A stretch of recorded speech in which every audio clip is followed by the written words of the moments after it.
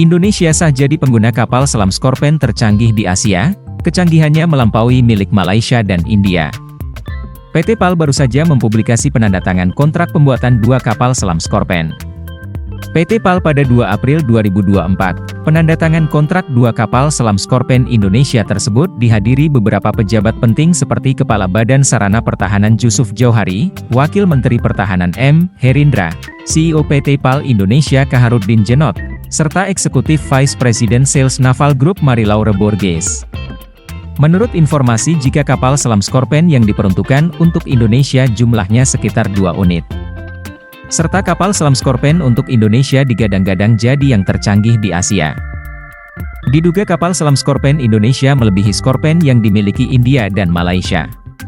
Dikarenakan kapal selam Scorpène Indonesia menggunakan lithium-ion battery, LIB, oleh karenanya kapal selam Scorpène Indonesia berlabel Evolved, Scorpène Evolved. Nantinya pembangunan 2 kapal selam Scorpène Indonesia akan dilakukan di Surabaya tepatnya di galangan PT PAL. Selain itu, Pierre-Eric Pommelet, Ketua dan CEO Naval Group mengatakan jika Naval Group merasa sangat terhormat bisa menjadi bagian dari babak baru aliansi strategis antara Indonesia dan Perancis.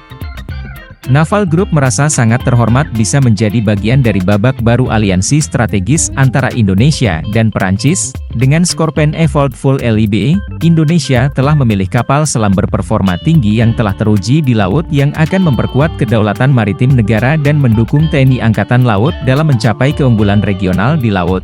Selain kapal selam, kemitraan strategis kami dengan PT PAL juga akan mendukung industri pertahanan Indonesia untuk secara aktif mempersiapkan masa depan peperangan laut di tanah air serta kami sangat senang menyambut TNI Angkatan Laut dalam keluarga Scorpène.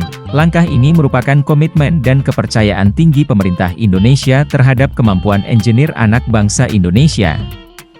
Dalam memajukan teknologi pertahanan khususnya teknologi kapal selam, komitmen pemerintah dalam mewujudkan kemandirian industri pertahanan juga didukung dengan pemberian penyertaan modal negara, PMN, untuk mendukung penuh seluruh produksi kapal selam dalam negeri di PT PAL. Ke depan, Indonesia diharapkan mampu menguasai teknologi kapal selam.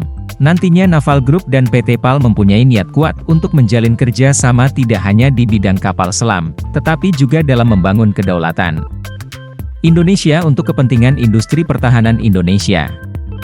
Berkat transfer pengetahuan yang luas dan pengembangan keterampilan khusus industri Indonesia, pengelolaan, operasi dan pemeliharaan pasukan akan dilakukan di Indonesia oleh engineer Indonesia, sehingga menjamin otonomi negara dan penciptaan pekerja dengan keterampilan tinggi dalam jangka panjang.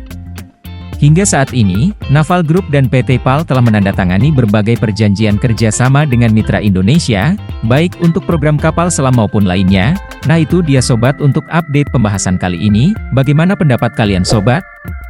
Tulis pendapat kalian di kolom komentar ya sobat dan jangan lupa untuk like, comment, and subscribe.